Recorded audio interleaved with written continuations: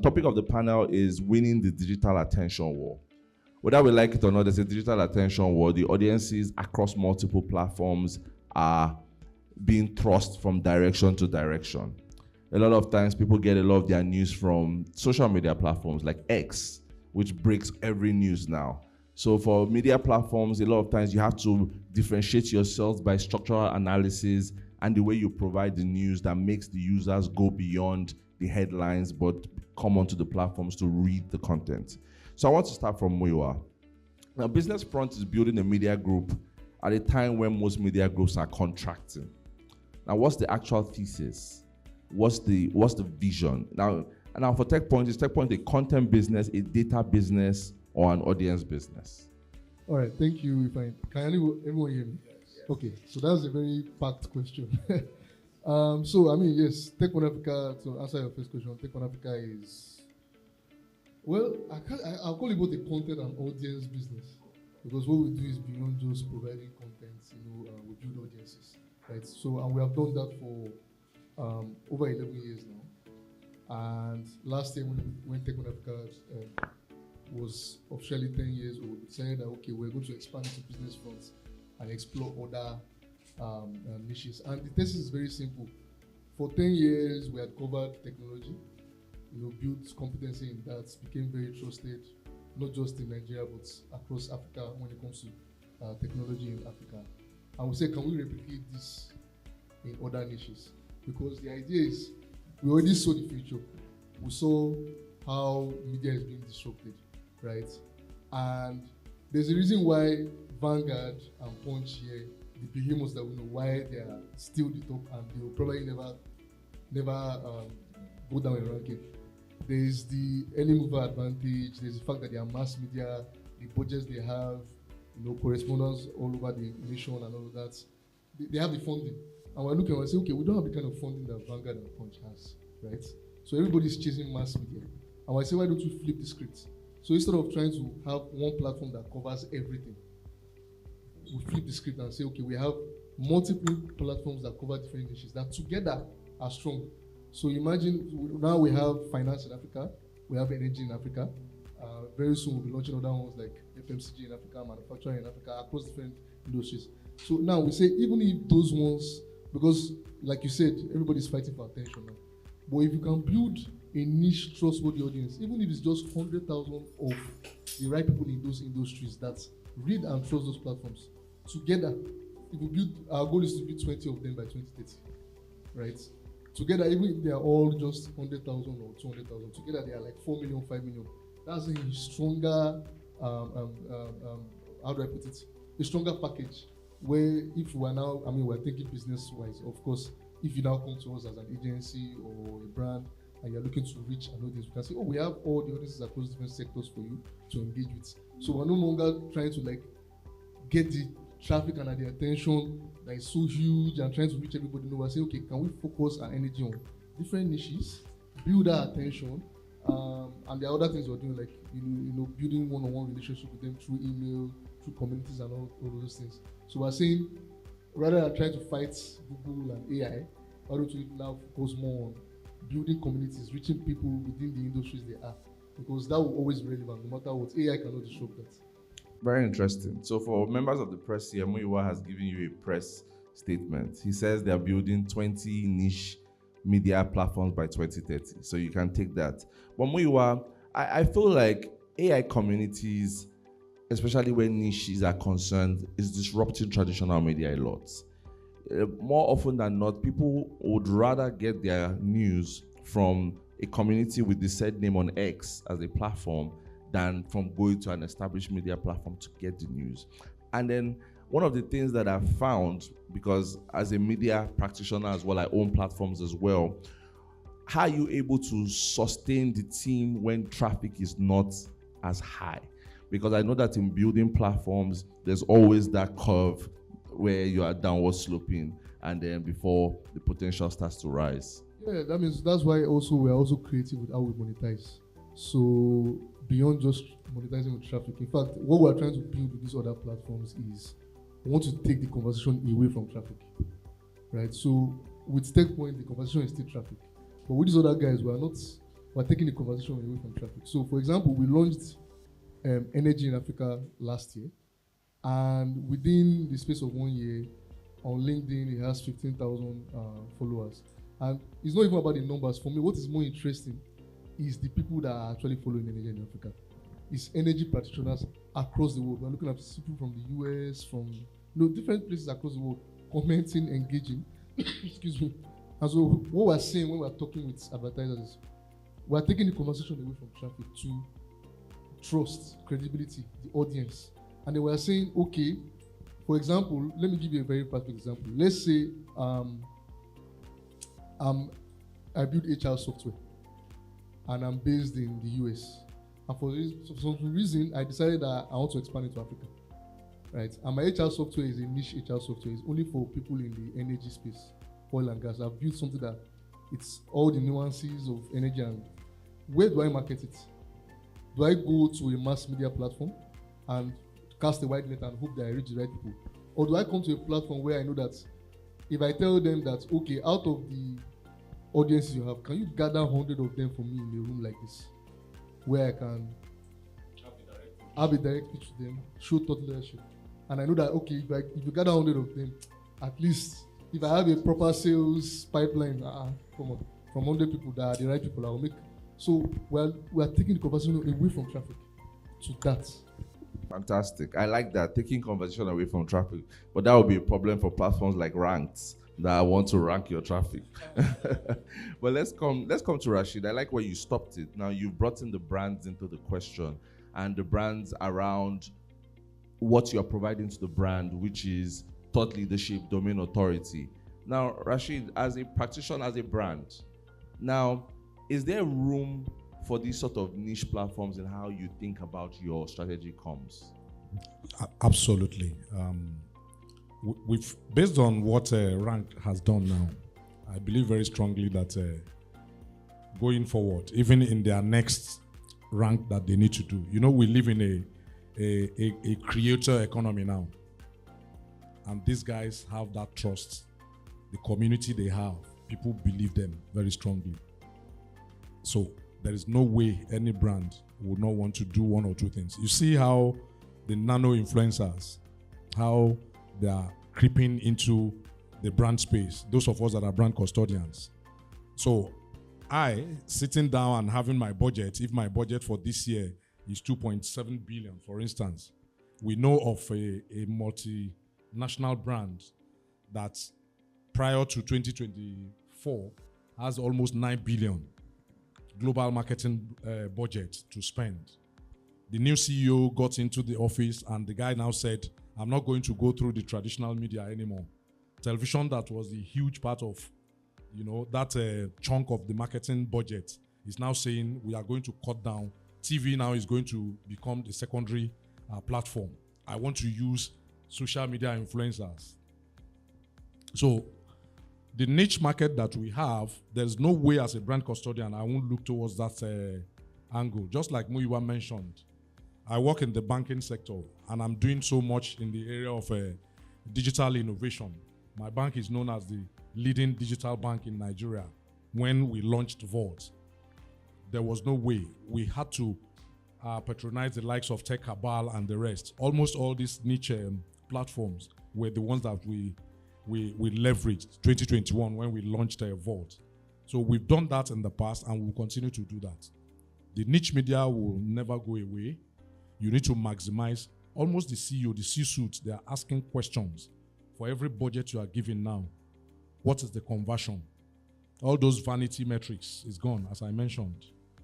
Likes, impression, and followers. Nobody's going to talk about that anymore. Conversion, trust, and influence. So if Muyiwa's platform deals with digital, I'm definitely going to come there and discuss about Vault. So we are looking at that and we are doing a lot in that space. Fantastic. Okay, I want to ask Damilola, from a PR practitioner's perspective, what does winning the digital attention war actually mean for a brand?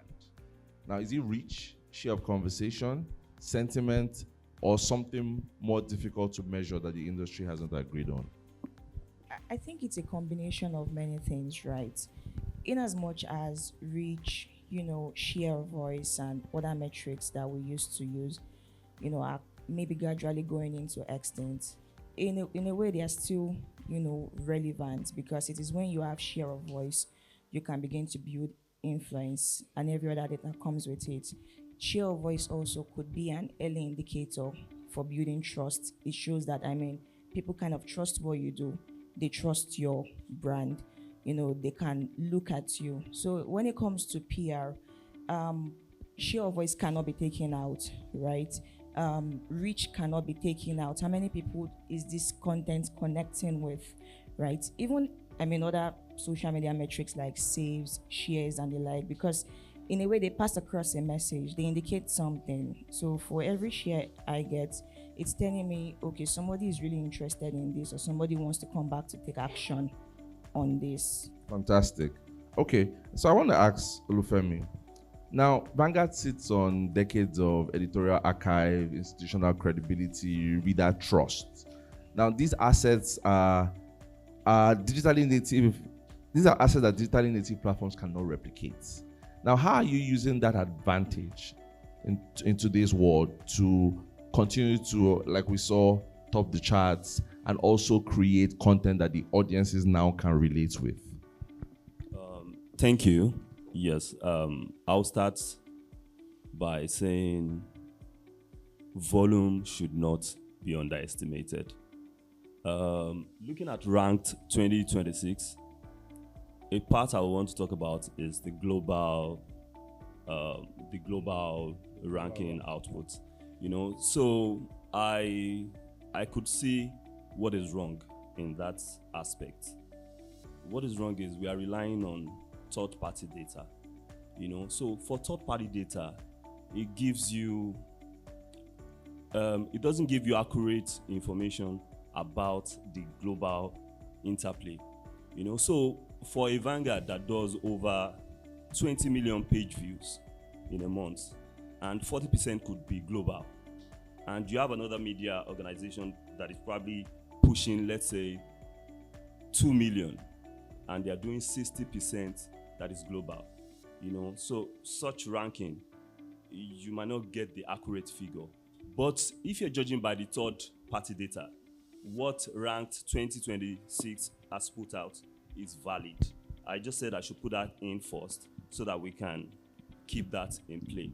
Yes, coming back to the question, so for us, yes, you see the high numbers, you see all that, but we know ourselves.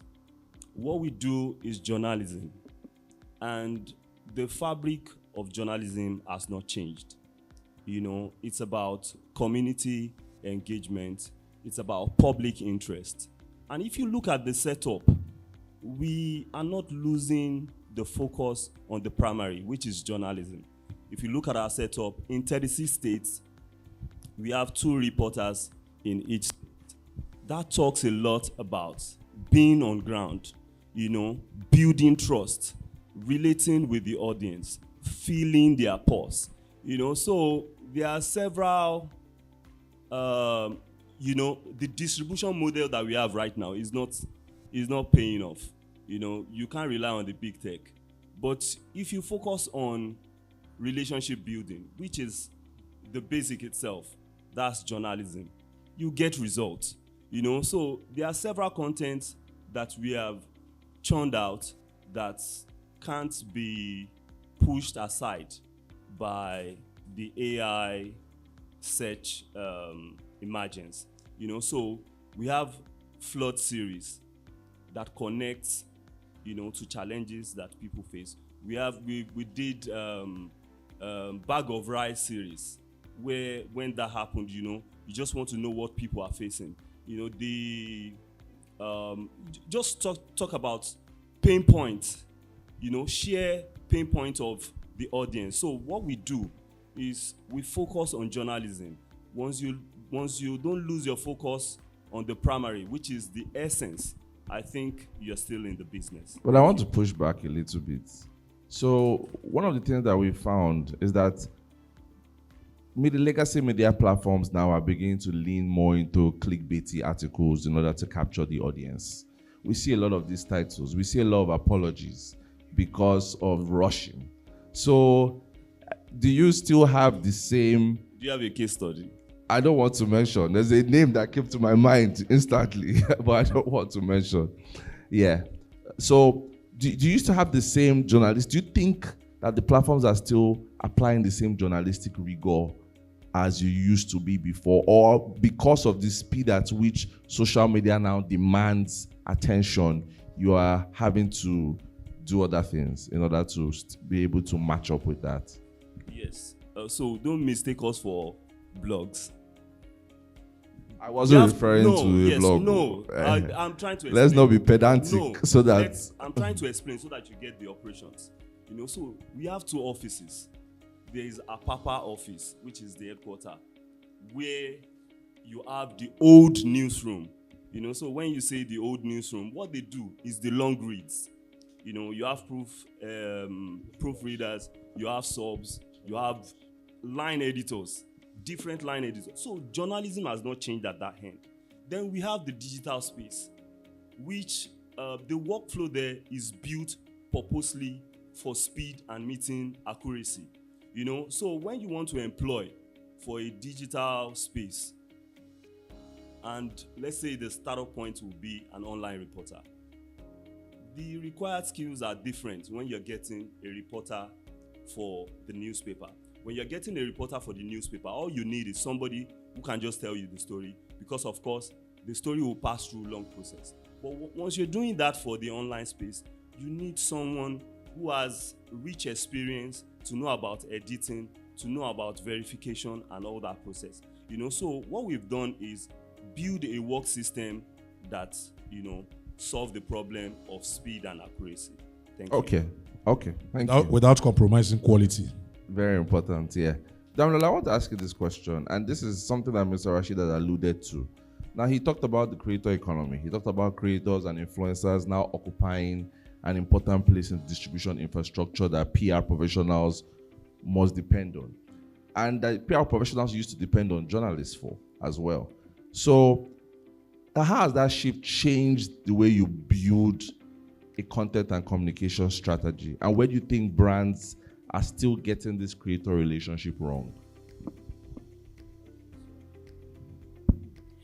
Okay, so for me, I've had to, in a way, kind of rely on those creators, or I'm beginning to, rely on them, because you found out that they do have a community of people that trust them. They do have a community of people that, so, I'm not going to mention names, but we have, a particular influencer. She's not in that line of the kind of creators we're looking at here, but this thing about the Oloriebi community. That is someone who, when she comes out to say, I'm recommending this, the entire community people are going with that. And it's almost the same thing as these macro influencers and these micro influencers and all. So one of the ways I've been able to integrate that into my strategy is to even put them there from the beginning. And one of the things I do is the always on strategy. Kenny had mentioned that you need to think beyond one-offs. There needs to be sustainability. So after a campaign has ended, right? Let's say I was supposed to run a campaign from now till January, so January is gone, from now to September. After September, what happens to the brand? After September, what conversations are going on? After September, how am I still popping up on people's faces? I don't just go back to sleep like our local politicians and come out again when I have when they're about to get elected. Then come out again when I have a product to drop. So I've learned to leverage them, because they also, in a way, I've also realized that their strength is actually being organic. If I pay a normal influencer, like the macro influencer, it will be easy to see through and know that, okay, I paid for this already. I know there's also this conversation going on most of these influencers, even pushing products that they themselves are not even engaging with, right? But then some of these people in the creators economy, the macro influencers, the micro and the mini, right? Yeah, I'm realizing that there's a way they push across their content that really seems organic. I did that last year for almost all my campaigns that I worked on last year. I ensured that they were factored into the beginning. So it's not an afterthought. It's never an afterthought. You put them in from the scratch. You say, okay, you know what, this is when I'm going to activate you. They might not come in from the beginning. So from the beginning, you might see the biggest of the influencers, the events, the social media, the TV and all. Then later you see them towards the end. But you wouldn't even know that I'm the one who put them there, because I mean the campaign is already gone. So there's so much advantage that they bring into play. And I think that the earlier brands begin to look in their direction, I mean, the better for that brand, because you would always be in conversations. Okay. So I want to come back to Muiwa. So on this seat, I wear multiple hats. Yes, I'm PR director at CIG Motors, but I'm also the managing editor of Texoma Africa, as well as I run a PR firm called Web Influencer. So I want to ask a question that also concerns me as well. Now, there's a school of thought that African tech media should chase global audiences. And we saw the rank report as well. They were able to separate both local audiences and global audiences, which means that it matters. Now, this is usually because that is where the advertising money sits. And another that says the real opportunity is depth of engagement with local audiences willing to pay. Which side of that argument are you on and why? I'm not on any side. So Who is a politician? No. It's not that. I think the question deserves a nuanced answer. So, yes, I've found that definitely the foreign audience is more valuable, without a doubt. An overwhelming, in terms of the value of the money we've made, an overwhelming credit goes to the foreign audience. However, you should never dismiss credibility with your local audience. Because here's the thing, that conversation is when you are looking at it from a programmatic ads view, right? That's what we think, programmatic ads, or maybe any other kind of ads that's maybe it's just more like similar to programmatic. But when it comes to proper campaigns that require trust, even when it's with foreign people, they need to know that you are trusted in your local space. So when you're not talking with human beings, okay, when it comes to monetizing where you don't talk with human beings, maybe that foreign audience is nice. But when it comes to monetizing when you're talking with human beings, those campaigns that bring big money, that money that is, you need that local relevance. So for me, it's very important, but it's deliberate in our branding. So that's why it's Tech Point Africa, that's why it's finance in Africa, that's why it's energy in Africa. Because the idea is if you want to, whatever the industry is, whether it's tech, finance, energy, or any other one will enter, if you want to do business in or with Africa, we're very deliberate, in or with Africa. So you're in Africa or you're outside, but you want to come into Africa. So I like when Jonah was giving the report, he gave a comment on one of his publications, their name, the Nigerian Observer or something. That Nigerian it Observer, signals yes. that you are an authority on Nigerian matters. Yeah. So that is why energy in Africa, finance in Africa are attracting the people they are attracting. Interesting. So we should never dismiss the local audience. Okay. Saying that, one of the platforms I know personally is the Nigerian Voice. I've known that platform since 2009, 2008. I've written for that platform. So seeing them on this list is really, really impressive. Seeing them, and they're a very quiet platform as well. And so if I may say something Very influential, especially with our diaspora colleagues. Yes. Very, very influential. And if I may add something, when we're talking about search and trust, right? There's this concept, there's this thing that Google has called EAT. I don't know if you've heard of it before. EEAT. That's experience. Why is it skipping my head now? So there are two E's. One of them is experience, expertise, authority, and trust. Excuse me. I have a bit of a cough. So they look at those things when they determine your domain authority and your ranking. And experience, when people hear experience, they are thinking of expertise. They are different. So expertise is, okay, are you an expert in this thing? Are your journalists an expert in this thing? But experience, they put so much value in experience. Is, do they have the lived experience to talk about this thing? So you call yourself the Nigerian Observer. Are you observing Nigeria? You call yourself Finance in Africa. It's a very important factor. And there are many tricks used to signal that, including the name. Right? So AI can't beat that. And Google is very, very particular about things like that. They don't play with that experience. The experience in the E, they don't play with it. Okay, very interesting. Now, I want to ask Rashid a question. And this is from the brand side. Now, brand-owned content and paid media are two very different tools in the attention war. Which one do you think Nigerian financial services brands are over-relying on? And what does a more balanced, genuinely effective content strategy look like in practice? The one that we've relied on most is paid content, but earned media will do it better, especially if you want to build a thrust and influence. I believe very strongly that before the beginning of the year, you would have done your content mapping to see which one are you going to pay for and which one are you going to earn. And with your goodwill that you must have established within the industry, that gives you that authority. With the creator economy that we have currently now, it's one of the areas that one is going to make use of very strongly. You have your own media. You saw how some of the banks started with their own TV stations, Indani and the rest. Those were their own, owned media. And that really gave them a fillip very strongly.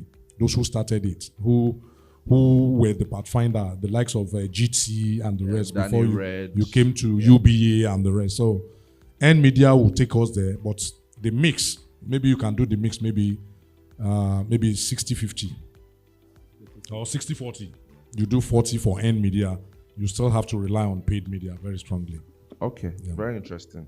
There's a bubble that I want to burst for Jonah. Jonah talked about platforms not being able to doctor their traffic. And I want to say that it is possible, Jonah. It's very possible. It is very, very possible. I can run scripts that will be sending traffic to my website. I can use bots to send traffic to my website. In fact, I used to work at an organization one time where, because as part of our investor rankings, our traffic rankings on SimilarWeb and Alexa were what we reported to investors. So we had 200 employees, and the company homepage must be open on every employee's desk every day, because SimilarWeb ranks that.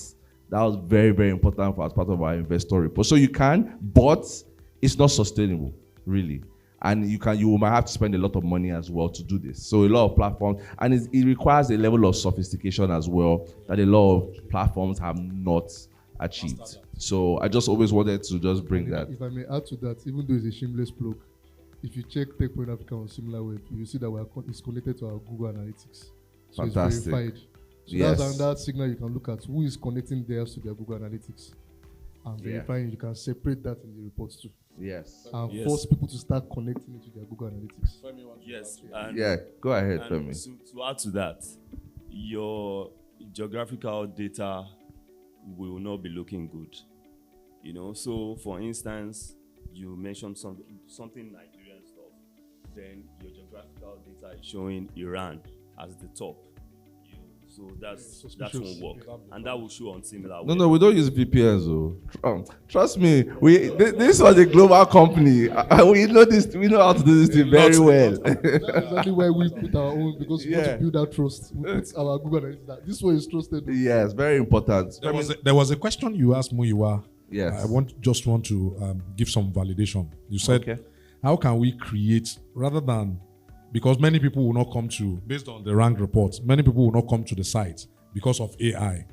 That can you meet them within X Yes. and the rest? So what most media, part of what we are discussing with our media friends to do, is that take the content of whatever story that you want to promote, take it directly to the X page where you have that page. Because if you don't do that, even when you put the link, somebody within the comment section will just click on the link, copy the entire story, and still paste it on the comment page. True. Slam it there. True. Yeah. Now don't bother going to that place. Yes. So it's one of the So ways a lot of that media those of us that are in the media platforms space, are losing, we yeah. always advise our media partners that explore that more, be on almost all the platforms, TikTok, Instagram, and the rest, X especially, because that's where people are consuming news.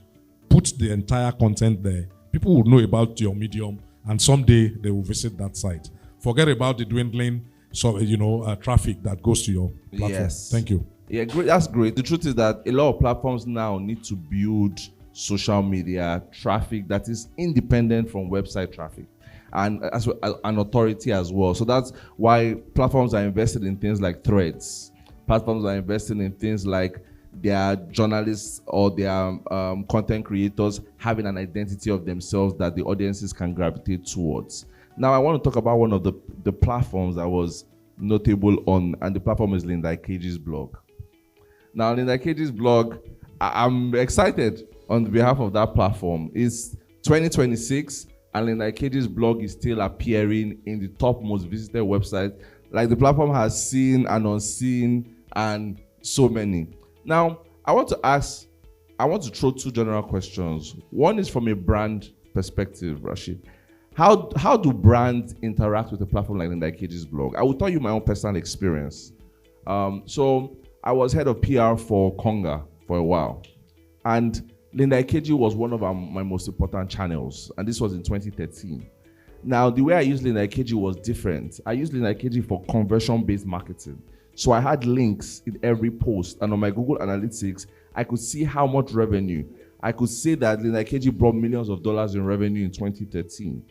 Yes. So, but today a lot of things are different. Now, how do brands use a platform like that? Now, understanding the sort of content that the platform does and all of those things.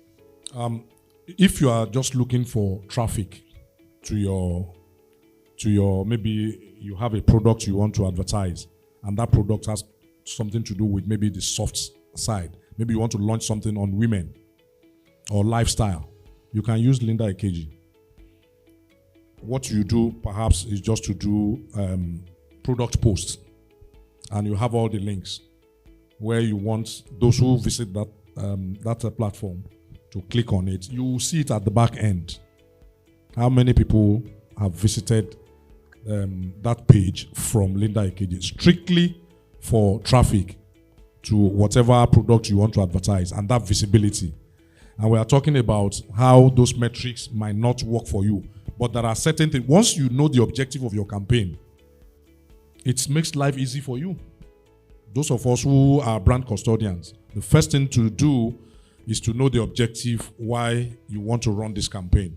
Is it for awareness or is it for conversion? Once you know that, it becomes very easy for you to determine which platform. But the influence of Linda Ikeji, the way we knew it then, has really, for obvious reasons, because the mainstream media were able to eat into what she was doing, and they were doing it far better, and people trusted their own brand because of their legacy status. So that's what went there. But it's not a platform that I use on a consistent basis, working in the financial services sector. You know, what's very interesting to see is I'm very curious, and it would be nice if Scoropial and Rank can do this. I would like to see the similar web or Alexa ranking for 2013. I feel like it still looks a little bit like what we have now. Vanguard was still in the top ranking. Linda Ikeji was still in the top ranking. Facebook, I'm even going beyond media platform, was still in the top ranking. Maybe now OpenAI ChatGPT now would have snuck into the WhatsApp would have snuck in. But some of these platforms are still in the top ranking. I want to talk to Vanguard. How is Vanguard still able to continuously maintain that level, that space? What are you seeing? I will go back to what we stand for, journalism. Now, I spoke about blogs earlier, not in bad taste. So journalism, you can break it down into two: hard news, soft news. On the hard news side, you need heavy setup for the workflow. You need verifications, you need all that. On the soft side, it starts from gist point, so that's where Linda Ikeji sits, so before Linda Ikeji, soft news exists, the city people, the encomium, so I think she just got the message right. The digital space for soft news was just empty as at the time you mentioned. So she filled the space. She filled it so well. And she got the web ranking. And you're talking about web traffic. So if you link back to Instablog is serving soft news. But if you look at their web traffic, you can't relate with what Linda Ikeji has done, because she has gotten the authority at the early time, and time to market matter in this metrics that we are talking about. So for us, we're just doing the obvious, the primary. We are doing journalism. We are connecting with people, so we are not doing stories for algorithm. We are doing stories and connecting with people. So that's what. So I was going to add, in terms of using our particular blog for corporate, so most of the brands I've had to deal with, both on the client side and on the agency side, right, have been corporate brands. And I realized that most of them are also concerned about where their releases are put, because I can't take a serious corporate brand and put it on Gist Lover. It doesn't matter the kind of traffic Gist Lover gets. It's just like, you get like, there's no alignment now. Exactly. It's even in a way stains the brand or gives the brand a negative reputation, in a way, a perception. So far, I've not gotten to the point where I need to use a Linda Ikeji. In the nearest future, maybe, but right now, so far, I've not gotten to that point where I really need to, use her for anything. So perception also matters, reputation also matters here. Okay, now I want to ask the AI question, the big elephant in the room. Now, I follow a lot of global thought leaders. Dario Amodei, the CEO of Anthropic, Claude, he had an interview this week, and he talked about how AI is going to disrupt 80% of industries. Now, AI is already disrupting our industry. I'm already cutting down on my team, if I'm being honest. ChatGPT just released Image 2.0 yesterday, and I put out a creative on my social media this morning before my social brand team has woken up, because I use Image 2.0. So it is what it is. Now, I want to speak to both the platforms and also the brands. How are you seeing AI disrupting your team as well as your platform and your strategy? Muiwa. I just always love when those AI CEOs make those proclamations, because it's in their best interest to make those proclamations. I mean, Anthropic is about to IPO this year, so they need to prop it up. Now, yes, AI is disrupting, but it is not. Is creating more. So let me give an example. I'm old enough to remember when Photoshop didn't exist. Right? Photoshop came in the 90s. By privilege of having a dad who worked in advertising. So my dad worked in advertising in the 90s. On holidays, I would often go follow him to the office and whatever. And they used to have, these I used to be then, when they want to design graphics, there's an artist in the office. Yes. They would take a cardboard or something. They will cut this one, put it here, cut that one, put it here. They will now scan it. They will now use that one to make copies that you will share as flyers, right? And then when they got their first computer, my dad's close friend is late now. I used to call him Uncle Dada. He was the first designer that I knew that was using computer. First one to learn Photoshop. Then when Photoshop was launched, the prediction was this thing is going to kill artists. It's gone, it's over for designers. But people like him that were smart, they started learning it. Guess what? Yes, it reduced the bar of entry. But guess what? The guy who is already a great designer will still do a better work with Photoshop. Exactly. Than the guy that did not have any idea of it. Same way for me. My team are always in awe when I use AI to write. If I use AI to write, you don't know it's AI. And that same thing, and someone else on my team will use it, and they will know it's AI. The experience I've had as an editor for how many years is showing there. So what AI is doing is, yes, if you are, they always say AI is going to replace you. No, it's the person using AI that will replace you. The business using AI that will replace you. So now it's going to make us more productive. It's going to increase the bar for productivity. And then if you are not implementing AI, I think what I should be scared of is if you are not implementing AI, not being scared of AI. So for example, at TechPoint, we have an AI reporter. We've had it for over a year now. We just did not make noise about it. But our closest readers notice. Of course, because we are journalists, all the tenets of journalism are important: transparency, trust. So we say this is an AI reporter. We didn't go and put it under my name or somebody else's name. We called it Point AI. When it comes to news, that we notice that okay, we're a small newsroom. We don't have Vanguard's budget. Sorry, I kept calling budget. But I see Vanguard has 2 reporters in every state. Yes. And we were saying, okay, we want to create habits. We want people to come and be reading Tech Points every day.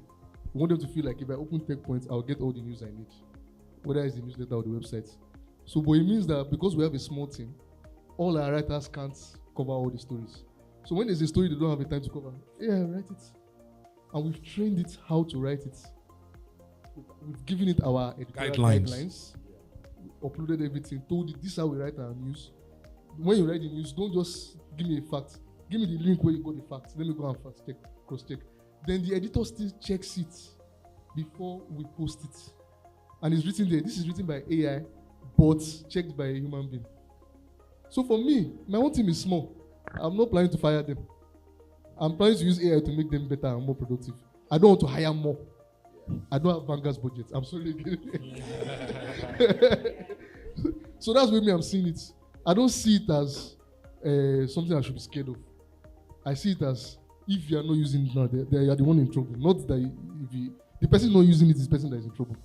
Because the bar is about to go.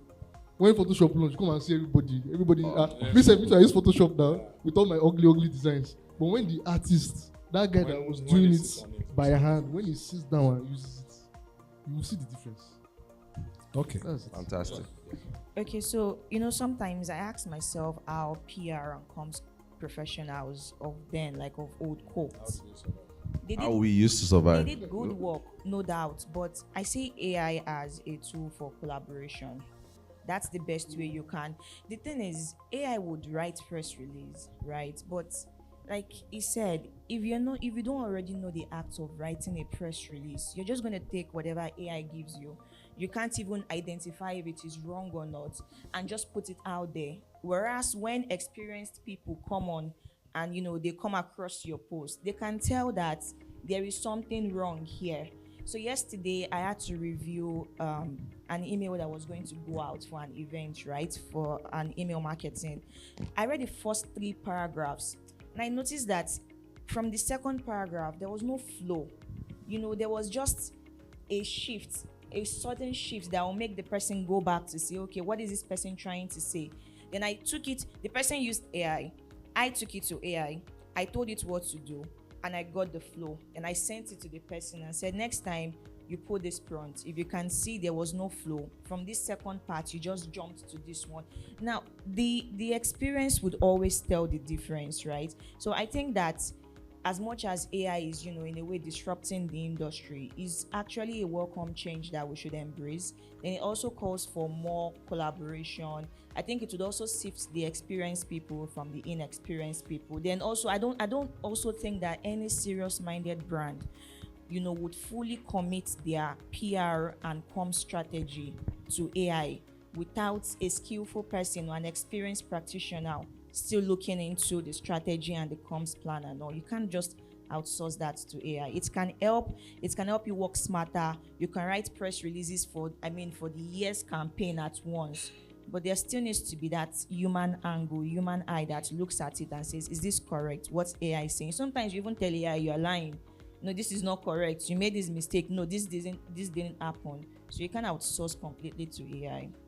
Just as an addendum, while most of the workload that happens within brands and communications departments, what you need to do is to automate most of your processes. Almost every communication we send to customers right now is automated. We use a digital marketing platform where I can schedule almost all the communication. I can create it into a Hotmail. I can even do an app push. So you receive the communication. That's a platform. We are using AI. Almost all the other platform, you want to pick images, you want to pick even sonic sounds, where they are directly bought, so that you won't hit IP issues. You can always do that. You can, if I write any content because I've been a storyteller right from 1990. The first time I got into the newsroom, my first byline came out in 1990 in Punch newspapers. You can't compare what I write to what AI. We were writing even before AI as a literature student. So people will see the content, they will see the originality, and they will gravitate towards it than content that are developed by AI. Those AI, they are meant to just enhance some of the aspect of what you do. And prompt technology itself, you can't do the proper prompts if you are not an experienced hand. So AI will not even give you the final output that you are looking for. Maybe you are pressed for time and you needed to do certain things.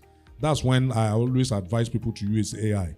Even though the current generation, the Gen Zs that we have in the office, they practically want to sleep and do everything with AI. I always caution them that if you really want to go far, in this field, brands management and corporate communication, you need to be more original, and people should know your style. It's extremely crucial.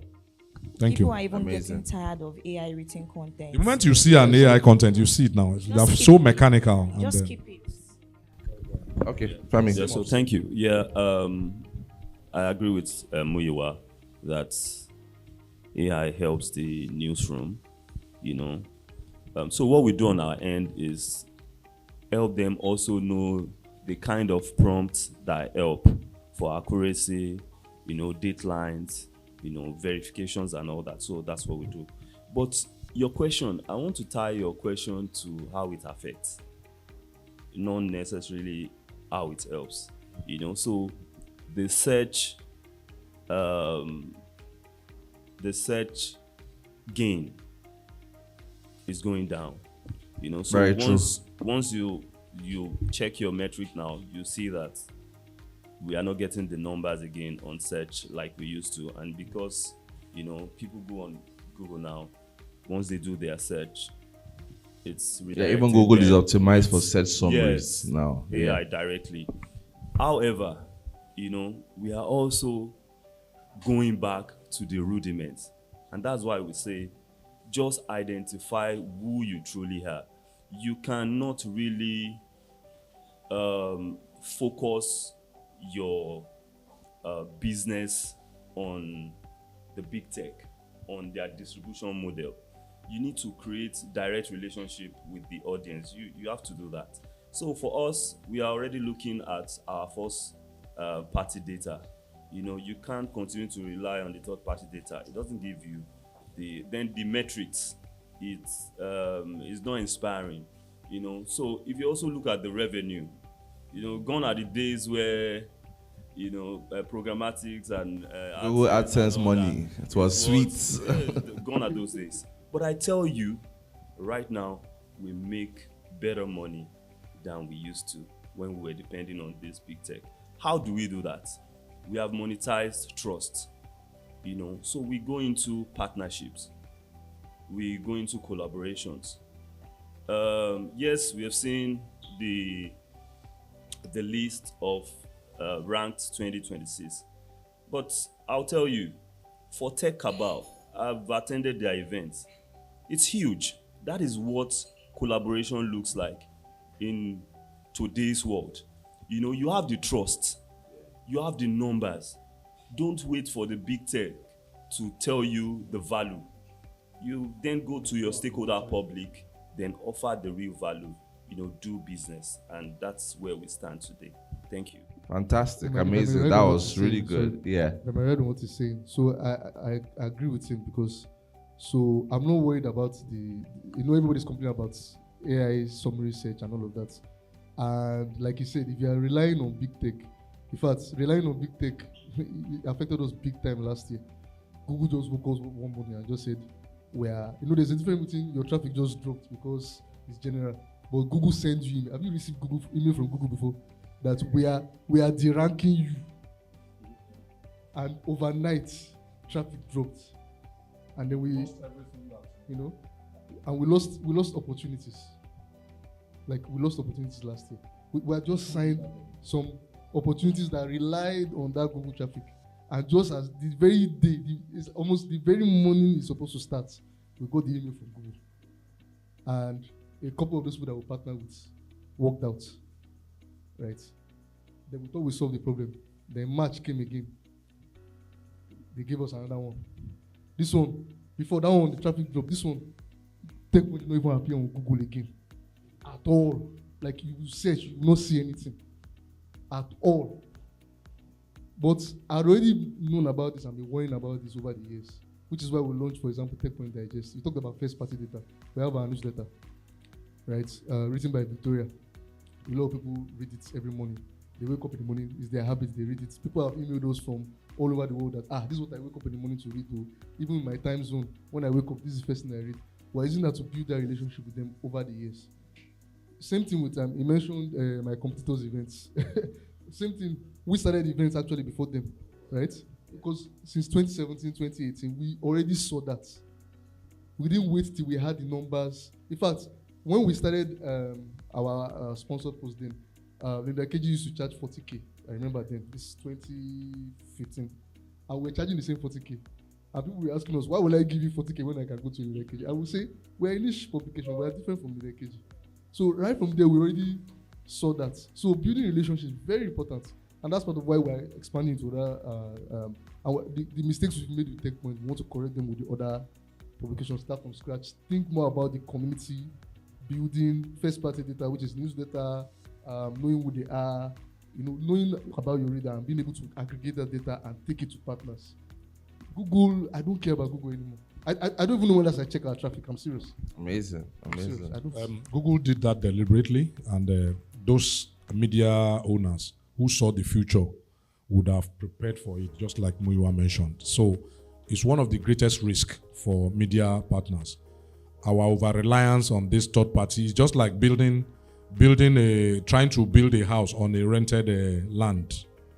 That's what's happening. So as Africans, we need to start. That's why some of us love, Squirrel PR. Let's build our own, African platforms that we can promote. Relying on X, relying on TikTok will not take us anywhere. I want to ask one last question before we end the panel session. Now, what would you like to see in Ranked 2027? Yeah, this is advice for the Ranked team. Yeah, what would you like to see in Ranked 2027? I know we've heard some, but let's reiterate it for them. Jonah, you need to do more, about the creator economy. You need to do more of the ranking because the trust and influence, they have very strong community that they've built trust with. Some of them have huge numbers. So if you are ranking the media platforms and you don't take this community, the creator, these nano influencers, if you don't take them into consideration in your ranking, you are doing a disservice to those of us who are brand custodians, who spend the billions, in promoting our brands. So you need to capture that angle and also set out the parameters of success. What is the parameters of success for those of us in the African context? Beyond the metrics that we spoke about, even though my co-panelists mentioned the fact that impression and share of voice, SOV, is still important. But I believe very strongly that we should focus more on conversion because that's what people are asking. When I go to C-Suite, when they gave me my budget for this year, they told me that I will explain return on investment on every spend that I splash on marketing. I will come and give reports on a quarterly basis. So it's extremely important.